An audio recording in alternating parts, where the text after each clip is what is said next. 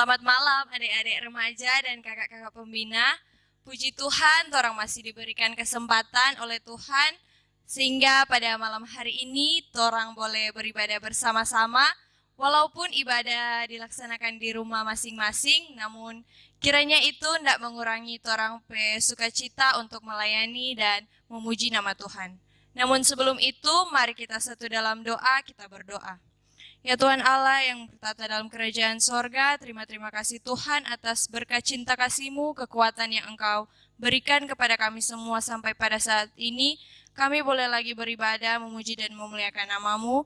Kiranya peribadatan kami pada malam hari ini boleh Engkau pimpin dari awal, pertengahan, hingga boleh berakhirnya dengan baik. Ini yang menjadi doa dan permohonan kami. Di dalam nama Tuhan Yesus, haleluya, puji Tuhan, amin.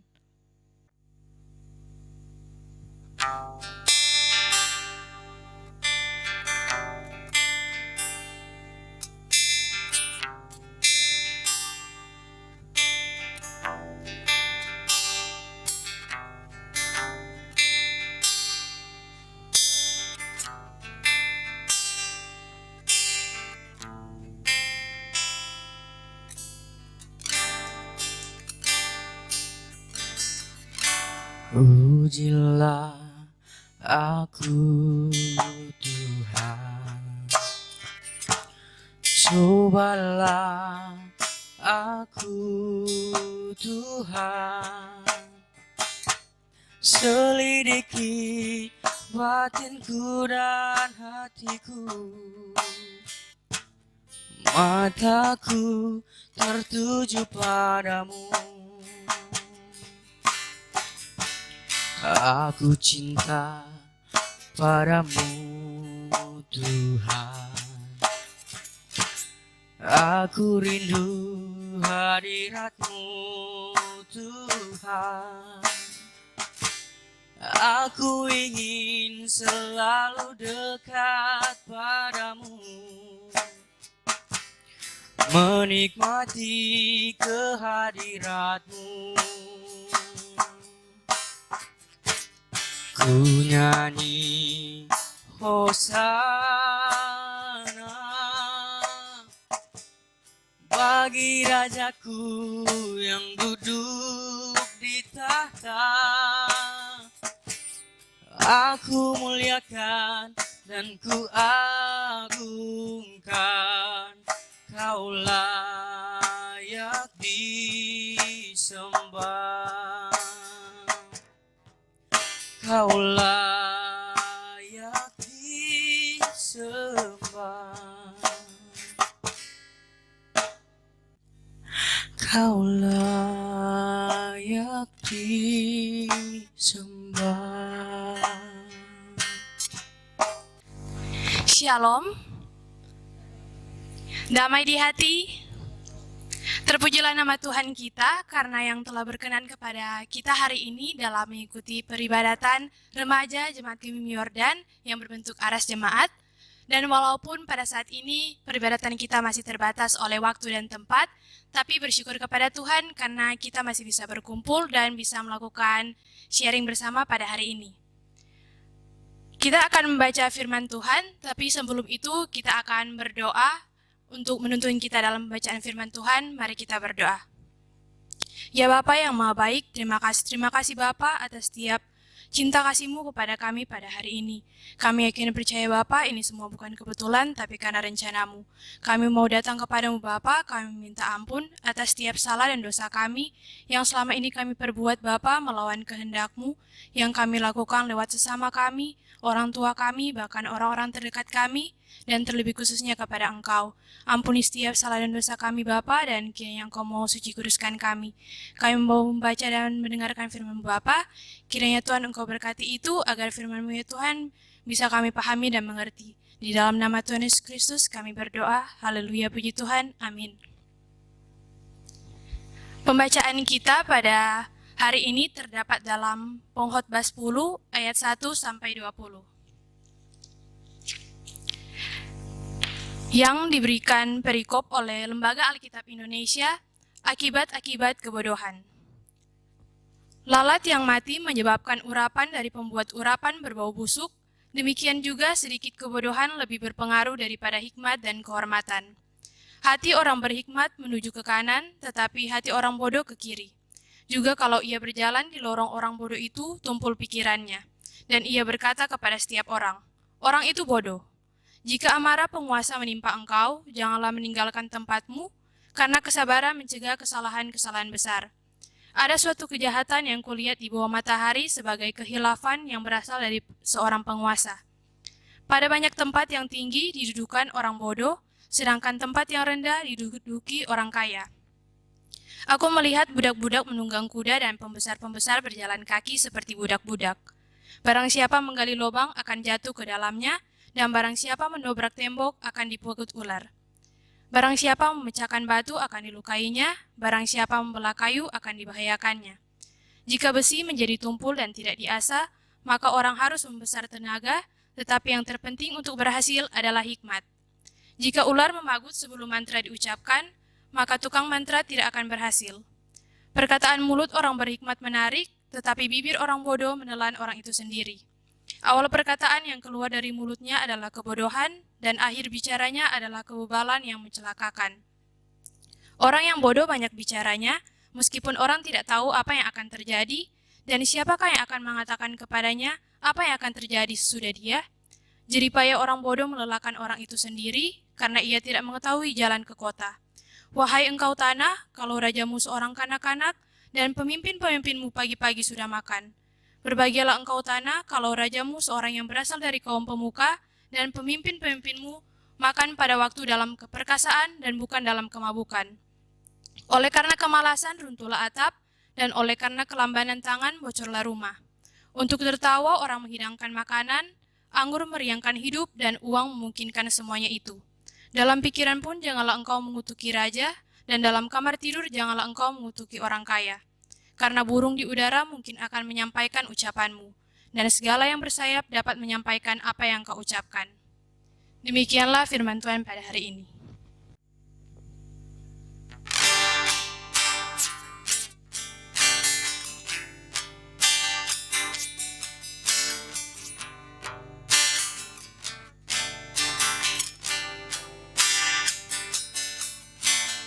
Firman-Mu pelita bagi kakiku, terang bagi jalanku. Di waktu ku bimbang dan hilang jalanku, tetaplah Kau di sisiku. Dan takkan ku takut asal Kau di dekatku, besertaku selamanya.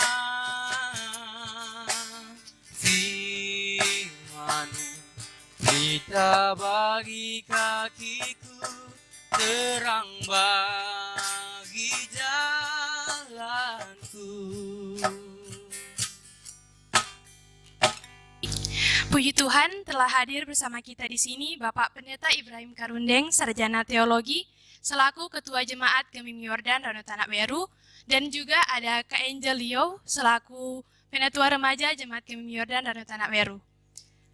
Kita akan datang dalam sesi sharing bersama Bapak Pendeta dan Kak Angel sebagai narasumber yang kita beri tema pada hari ini, berpikir, berkata, dan bertindak dengan hikmat, sesuai dengan pembacaan tadi, yaitu Pengkhotbah 1, Pengkhotbah 2, ayat 1-20. Pertanyaan pertama, sesuai dengan pembacaan Pengkhotbah 10, ayat 1-20, apa yang dapat kita pelajari untuk berpikir, berkata, dan bertindak menggunakan hikmat? Diberikan buat Bapak Pendeta. Baik, terima kasih atas kesempatan. Saudara-saudara yang saya kasihi dalam Tuhan, Komisi Remaja Gemim Jemaat Yordan dan juga seluruh anggota remaja Gemim Jemaat Yordan yang saya kasihi di dalam Tuhan. Sebelum kita sampai kepada barangkali pertanyaan yang disampaikan tadi, Mungkin perlu saya beri sedikit gambaran ya tentang kitab pengkhotbah, khususnya di pasal 10 ayat 1 sampai 20 yang menjadi pokok pembacaan kita pada saat ini.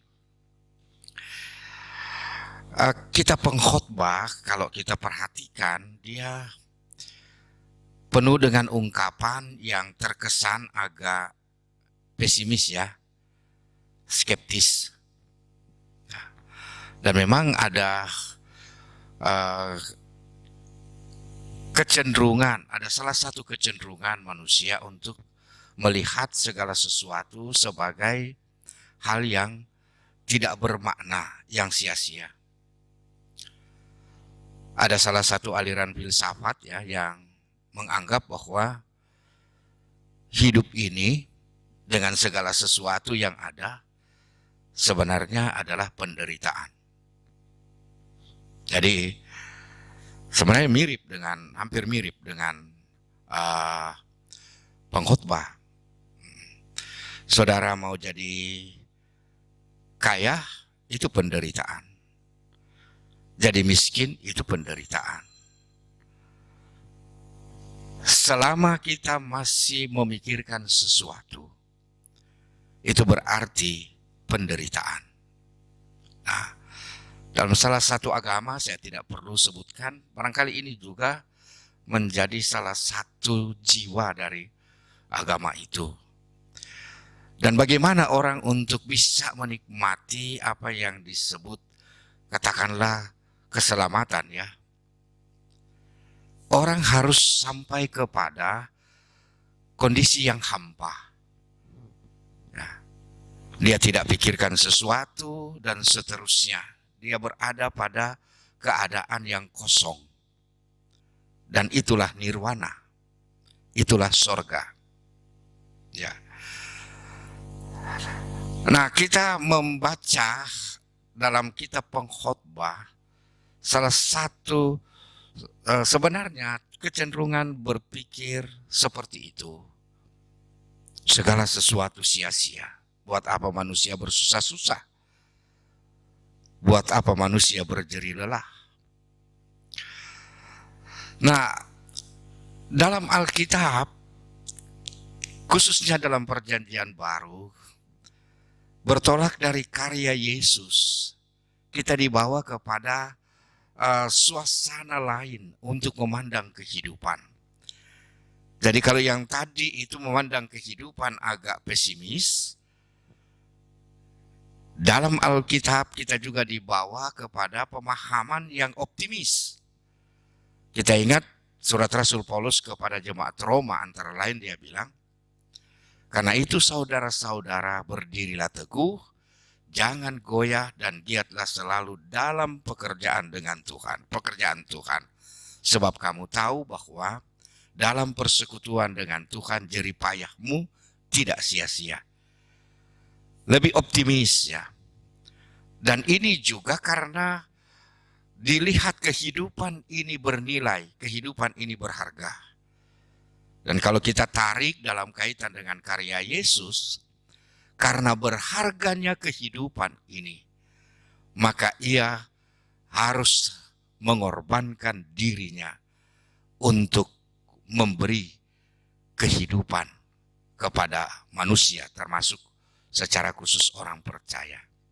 Barangkali ini sedikit gambaran tentang pandangan-pandangan tentang kehidupan yang juga sedikitnya agak tercermin di dalam kitab pengkhotbah. Sekalipun begitu, kalau kita menyimak keseluruhan kitab pengkhotbah, kita akan saksikan di situ justru pandangan yang pesimis inilah yang didobrak oleh pengkhotbah. Dia sama dengan mau katakan bahwa harapan-harapan palsu manusia dalam dunia ini itu sia-sia. Apa yang diperjuangkan oleh manusia dalam dunia apa yang sedang diperjuangkan oleh manusia untuk kesenangan duniawi itu sia-sia. Ada ungkapan yang menarik, dia bilang sama dengan usaha menjaring angin, ya, sia-sia. Nah, karena itu yang paling penting bagi pengkhotbah adalah orang harus mempunyai hikmat. Hikmat. Tetapi yang dihubungkan dengan hikmat Allah. Apa itu hikmat? Barangkali secara sederhana kita bisa katakan hikmat itu semacam apa ya? Keterampilan, ya, skill, keterampilan untuk kehidupan, keterampilan manusia untuk hidup. Ini maknanya dalam dan luas. Nanti tercermin juga dalam ungkapan-ungkapan pengkhotbah dalam pembacaan kita. Nanti di situ pertanyaan tadi dia akan terkait, ya, untuk kita jawab.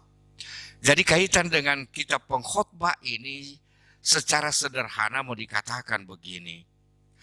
Ungkapan-ungkapan pengkhotbah dalam kitab ini mau mendobrak, ya, mau katakanlah menghilangkan, ya, harapan-harapan palsu yang dibangun manusia berkaitan dengan kesenangan-kesenangan duniawi dan mengarahkan manusia, mengarahkan orang percaya kepada kehidupan bersama Tuhan.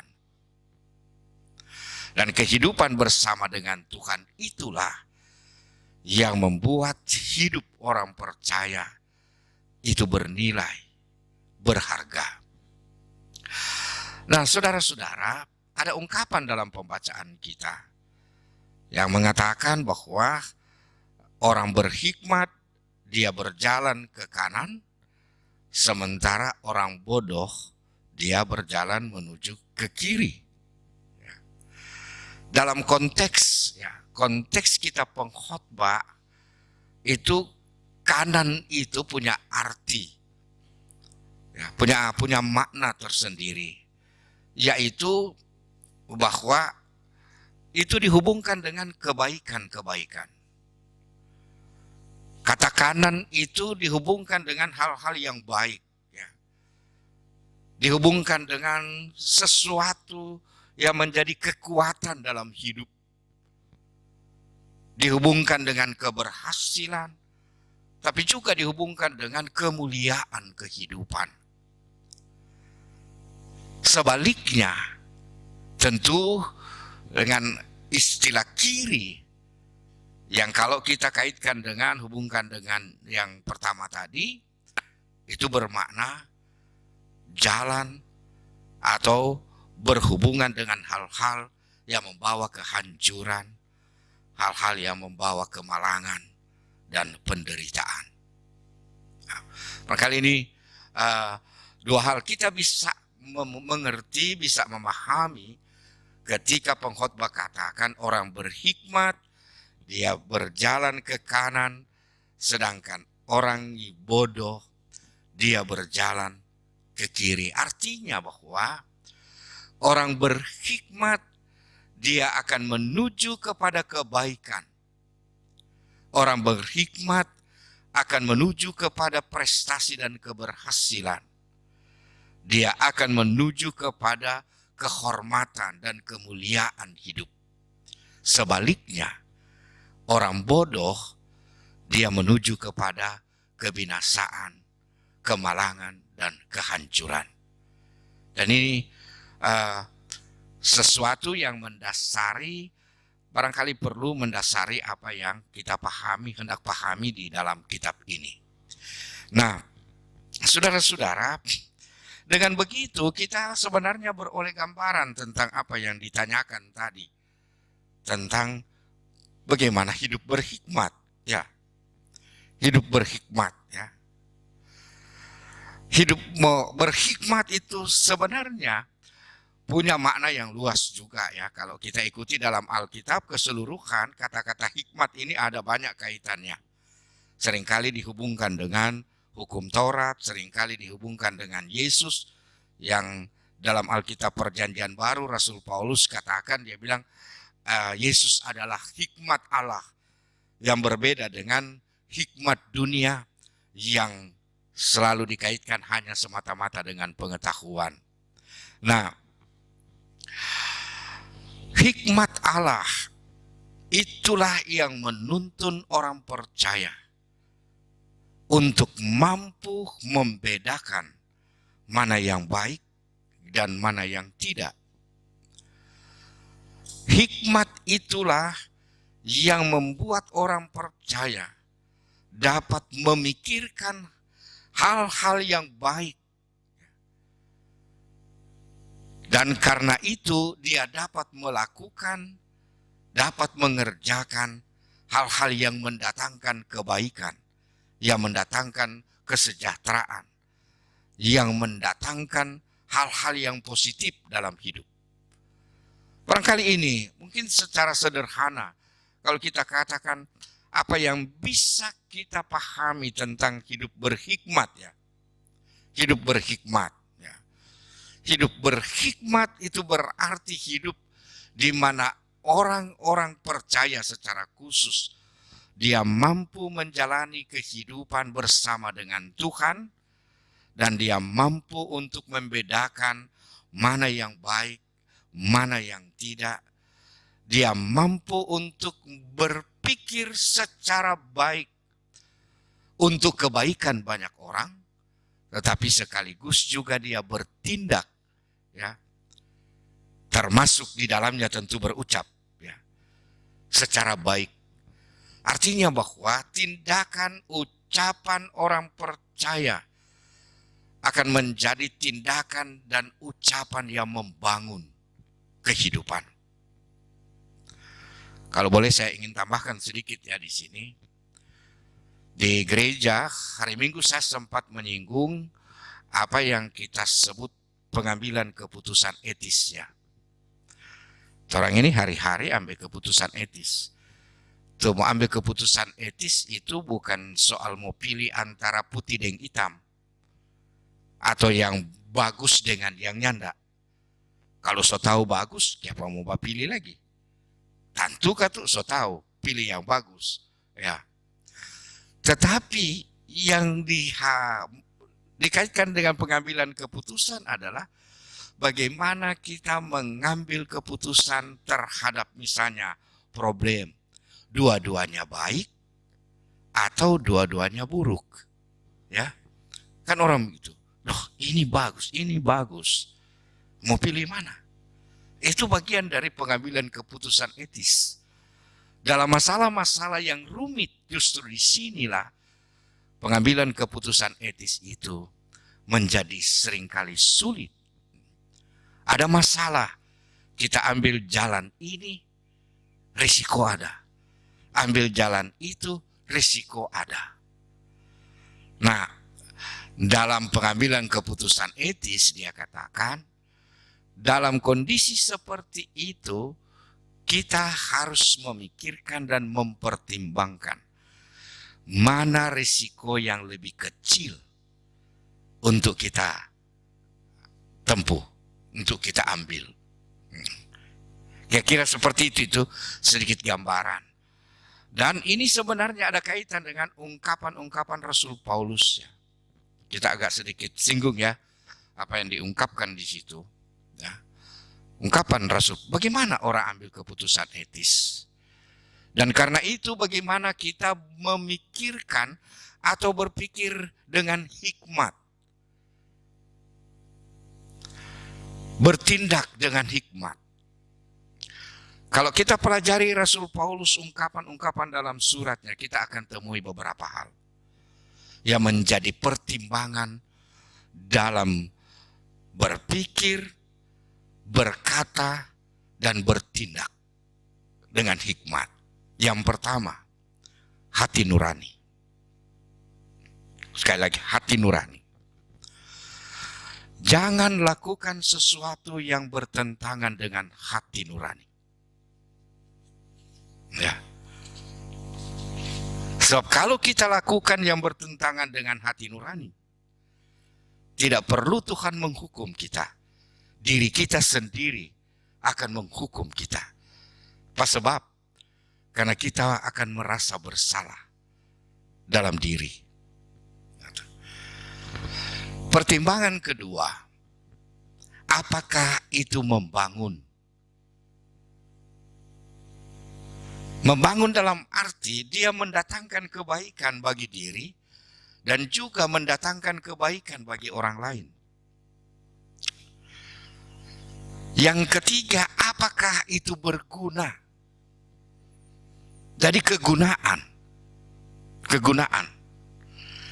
Apakah itu berguna untuk diri saya dan berguna untuk orang lain?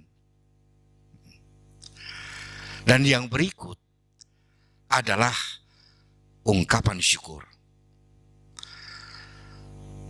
Berpikir, berkata, dan bertindak harus menjadi cerminan dari rasa syukur kepada Tuhan.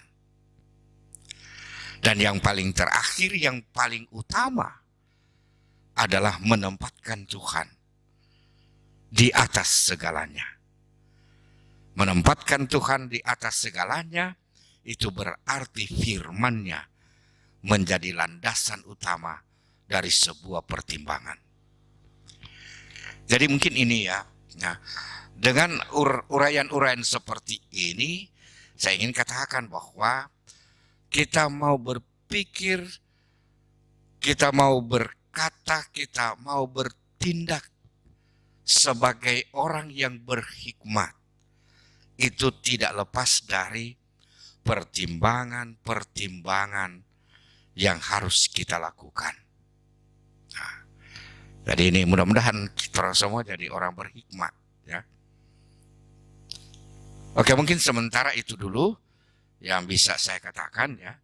Apa yang kita bisa pahami tentang hidup, ya, dengan berpikir, berkata, dan bertindak dengan hikmat. Hikmat Allah dapat kita alami melalui firman-Nya. Dan karena itulah penting bagi kita untuk terus belajar tentang firman Tuhan dalam hidup. Dan itu akan mengantar kita makin lama makin memiliki hikmat dari Allah. Saya kira demikian dulu untuk dari saya. Terima kasih.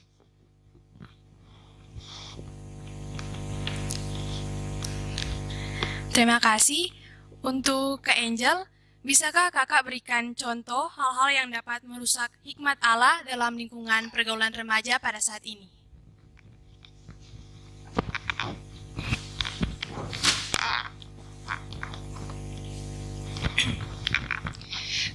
Terima kasih Indri.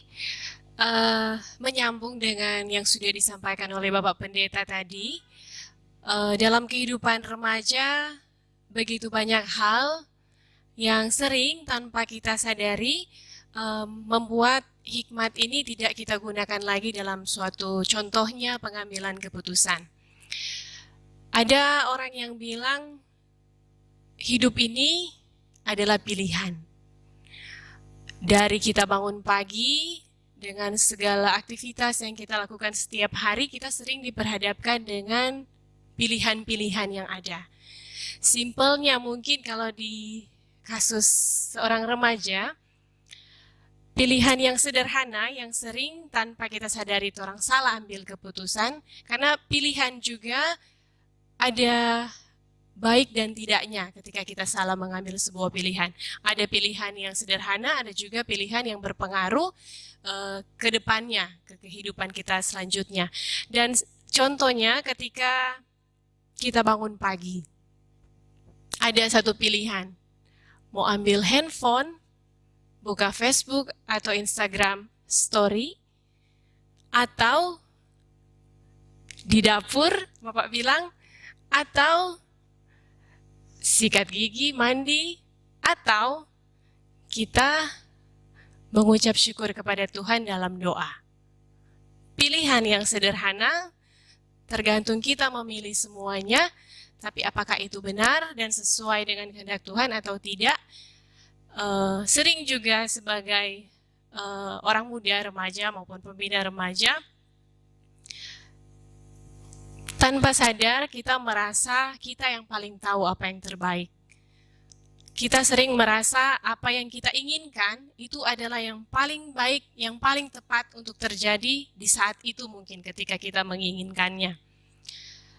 Ataupun ketika kita secara sadar maupun tidak sadar sering merasa diri yang paling hebat, paling pintar mungkin karena sering juara kelas, kita merasa paling hebat, paling tahu, dan tidak mau lagi mendengarkan saran atau pendapat atau kritik yang membangun dari yang ada di sekitar kita. Nah, ini yang sering membuat kita tidak menggunakan hikmat dalam kita mengambil pilihan ataupun ketika kita merasa sudah yang paling hebat di antara semuanya. Dan kuncinya di sini adalah dalam setiap kita berhadapan dengan suatu pilihan, berdoa. Berdoalah sebelum kita mengambil pilihan, dan seperti yang Pak Pendeta katakan tadi, ketika kita membangun suatu hubungan yang baik dengan Tuhan, kita semakin mengenal kehendak Tuhan, di situ kita bisa membedakan mana yang baik, mana yang berkenan kepada Tuhan, atau ini hanya keinginan kita secara pribadi. Dan dengan berdoa dan mengenal Tuhan dari firman-Nya, kita akan semakin tahu lagi membuat pilihan-pilihan yang terbaik dengan hikmat yang Tuhan beri bagi kita. Terima kasih.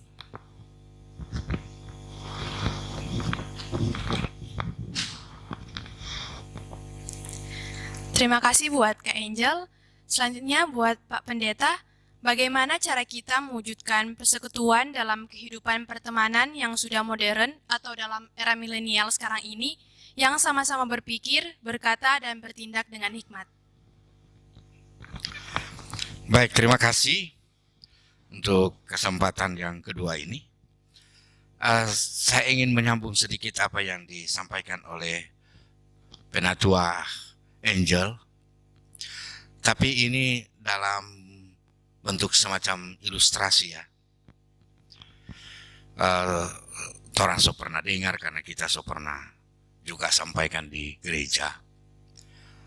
Satu kali ada pemburu, dia pergi berburu.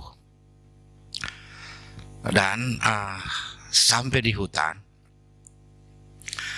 selain hasil buruan, dia temukan sebutir telur burung Raja Wali.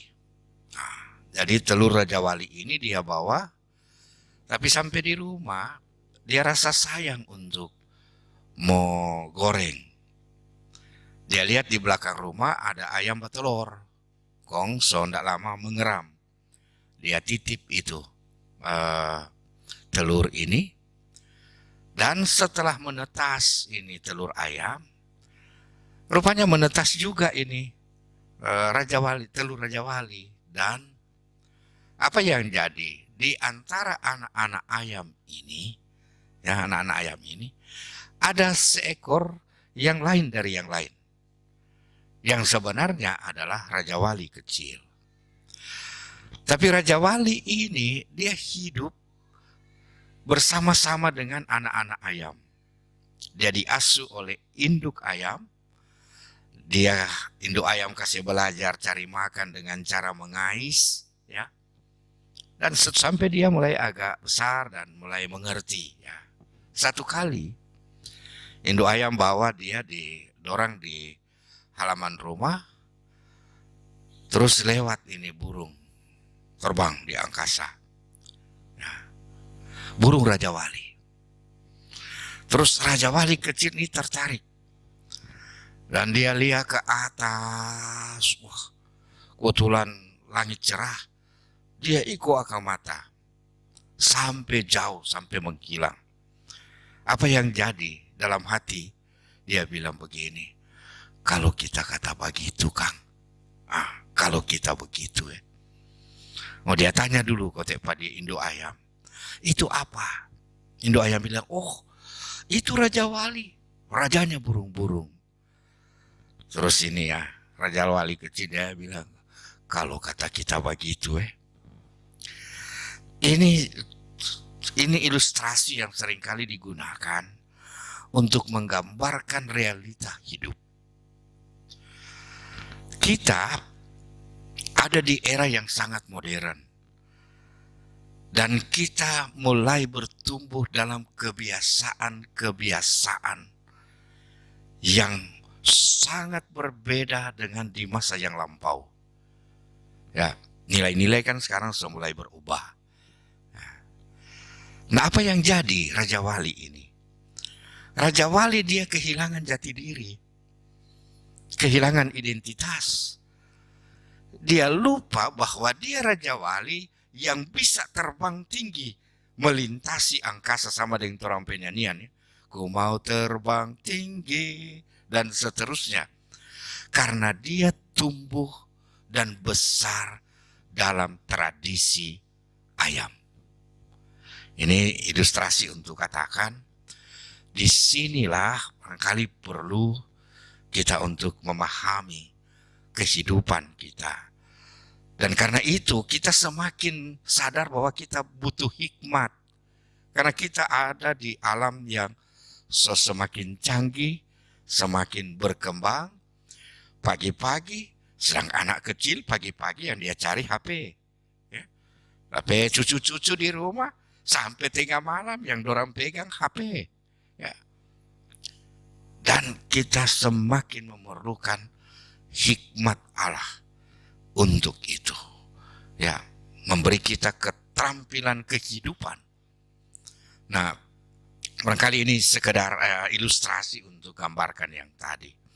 Sekarang saya masuk kepada pokok yang ditanyakan, tapi kita juga mau cerita sedikit ilustrasi ini. Ya, orang sering lihat di televisi ada burung pinguin, burung pinguin toh. Burung pinguin biasanya dia hidup di pinggir pantai. Kalau orang lihat domba kumpul di batu-batu, orang lihat di situ, orang cara jalan, ya, tate-tate begitu. Kong dari sisi rancang bangun, ya, dapat lihat barangkali orang postur tubuh tidak seimbang. Ada yang suka bagus sedu. Kalau dari sisi rancang bangun itu kata, ini Tuhan keliru backing itu karena antara anggota-anggota tubuh tidak sesuai, tidak seimbang dengan badan dan seterusnya. Karena itu kalau berjalan dapat lihat lemah sekali kalau di darat. Ini pinguin. Tetapi pinguin ini kalau di air, di laut, ya, dan memang di situ habitatnya, mereka bisa berenang dengan hebat. Dan mereka bisa, kekuatan mereka bisa melebihi energi yang bisa dihasilkan oleh 1 liter bensin untuk sebuah kendaraan. Ini menurut penelitian, ya, kekuatan ini, daya yang dimiliki oleh pinguin. Di darat dia nampak lemah dan tak bisa berbuat apa-apa. Ini ilustrasi ini seringkali saya gunakan untuk menggambarkan begini. Orang dengan talenta besar tetapi ada di tempat yang keliru, dia tidak dapat berbuat sesuatu. Barangkali ini semacam pengajaran penting, ya, yang bisa dijumpai. Seseorang dengan talenta besar tidak dapat menghasilkan sesuatu yang besar kalau berada di tempat-tempat yang keliru. Tapi seseorang sekalipun talentanya kecil, jika berada di tempat yang tepat dan benar, dia mampu menghasilkan sesuatu yang besar. Dan ini semacam makna dari ilustrasi ini.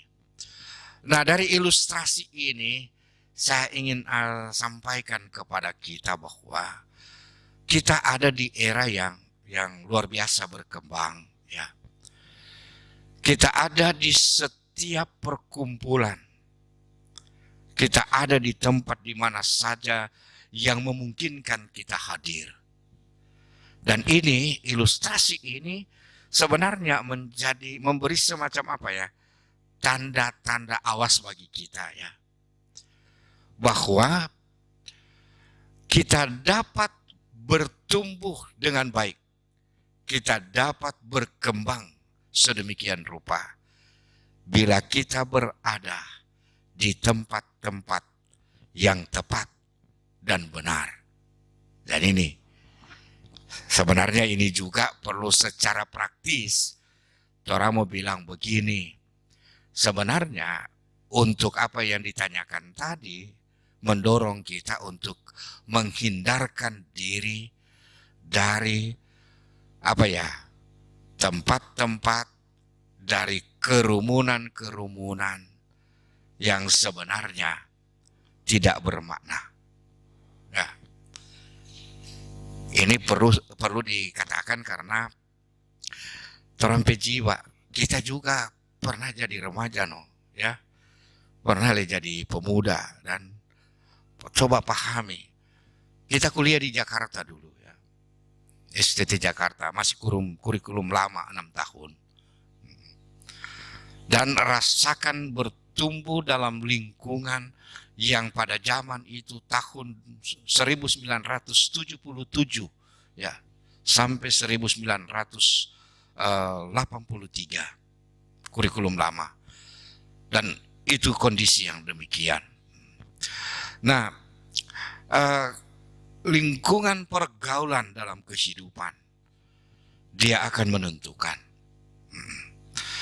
Lingkungan pergaulan yang baik dan sehat, dia akan menjadi jalan, menjadi jembatan bagi kita untuk kebaikan. Barangkali itu. Tapi memang orang juga jiwa kan lain ini, ya. Orang kadang-kadang punya jiwa untuk eksis toh. Coba lihat, banyak juga yang sedang naik motor. Oh, sebenarnya bukan apa. Orang tahu itu tidak penting.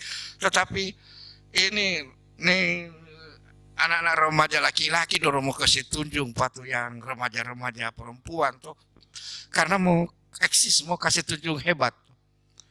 Dan orang sering kali juga hebat dia. Karena kita apa ya, berada dalam secara psikologis, berada dalam tingkat kehidupan yang masih mengidolakan orang-orang tertentu yang punya sifat heroisme, ya, semacam pahlawan. Sama dengan di sekolah, orang tidak pusing dia kelakuan baik atau enggak, karena top kan begitu. Orang suka kadang-kadang begitu ya. Ini yang jadi ya. Ini yang jadi dalam realita hidup. Nah, begitu juga di tempat-tempat tertentu. Kita ada di dalam kondisi hidup yang seperti ini. Dan sekali lagi, ini pengkhotbah ini kita rasa dia luar biasa, hebat dia. Dia coba amati realita hidup. Dan dia lihat, aduh, ini semua ini sia-sia kok. Semua palsu. Semua palsu. Semua palsu. Sama dengan Amsal bilangnya tidak ada yang tetap. Ya. Ada seorang raja, dia besar, kemudian masih kecil, hebat dia. Tetapi raja yang hebat ini makin lama makin tua. Dan habis itu hilang. Dia punya kekuatan, kewibawaan. Tetapi pada saat dia berkuasa mungkin ada seorang bayi yang baru lahir yang orang yang tahu. Padahal dia nanti akan jadi raja. Jadi begitu gambaran tentang seorang anak yang kemudian menggantikan seorang raja. Yang kemudian mengkhotbah, dia paham realita hidup. Ini salah satu contoh untuk dia katakan tidak ada yang tetap dalam dunia ini. Ya. Tidak ada yang tetap di bawah orang. Sebab semua bisa berubah, semua berubah. Dan karena itulah di bagian akhir kita berkhotbah Dia mengarahkan orang percaya untuk bisa melihat sekaligus juga menghayati bahwa kehidupan yang benar hanya bisa dijumpai dalam dan bersama dengan Tuhan. Dan karena itulah orang membutuhkan hikmat Allah untuk menjalani kehidupan di dunia. Saya kira itu beberapa hal yang bisa saya sampaikan. Terima kasih. Demikian sharing kita pada hari ini, dan sekarang kita akan masuk dalam doa syafaat yang akan dibawakan oleh Bapak Pengurus langsung di sini.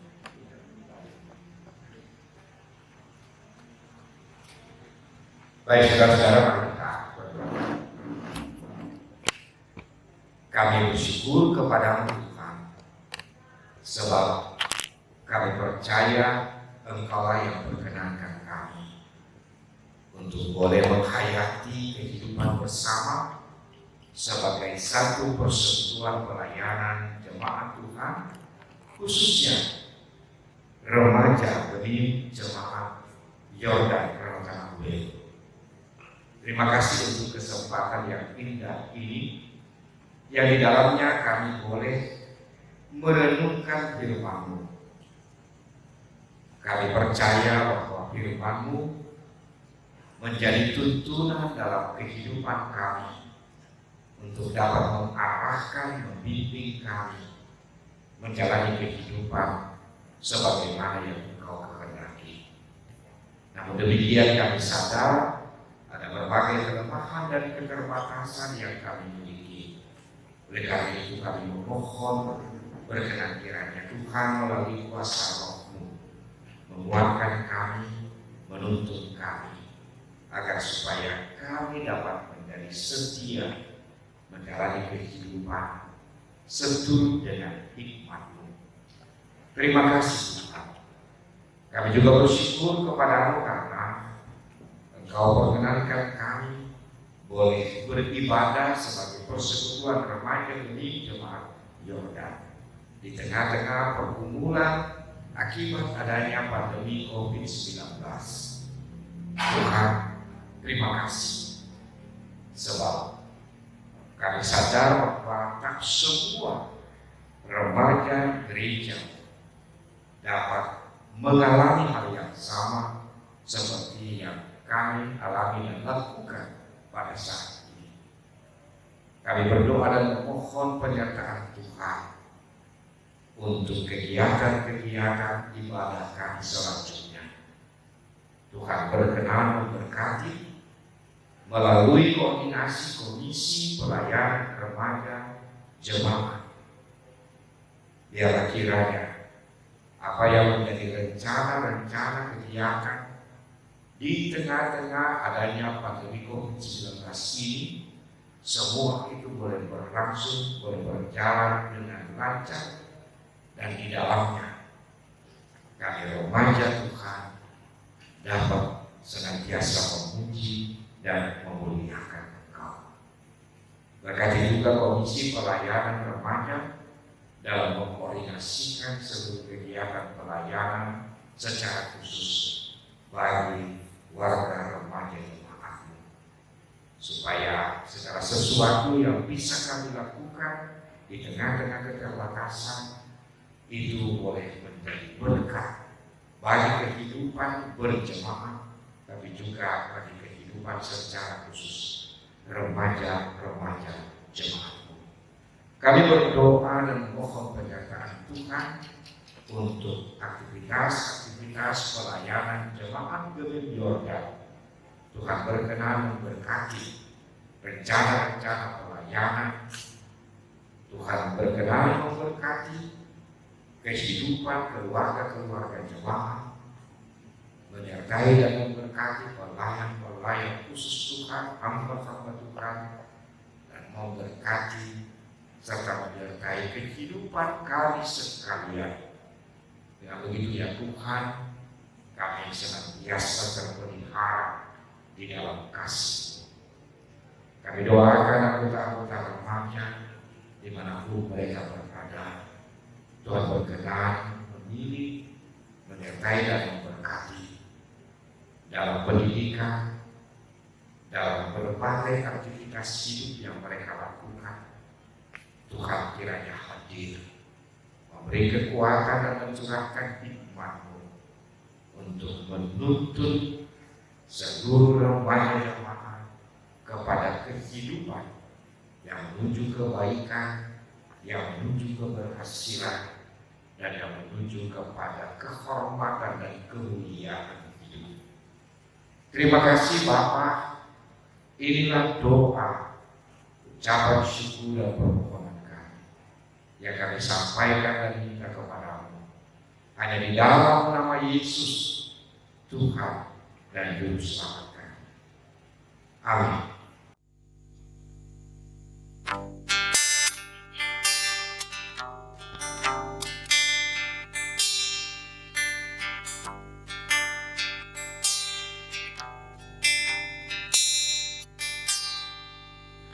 Kala ku ada saat ini, berdiri tegap sampai kini, ku sadari semua ini hanya karena anugerah Tuhan. Kini ku diberi kesempatan meraih cita impianku. Ku berjanji kan ku buat yang terbaik untuk kemuliaan-Mu.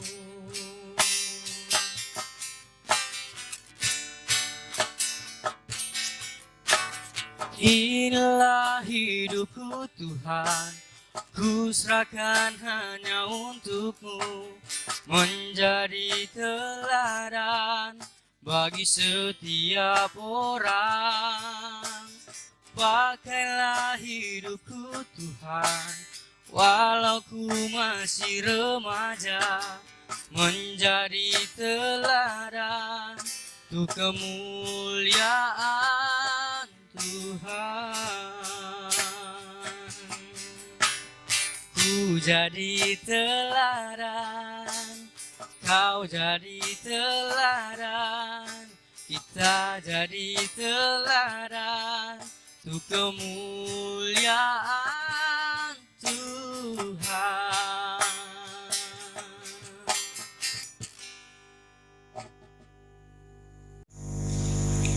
Puji Tuhan, ibadah kita pada malam hari ini boleh berakhir dengan baik.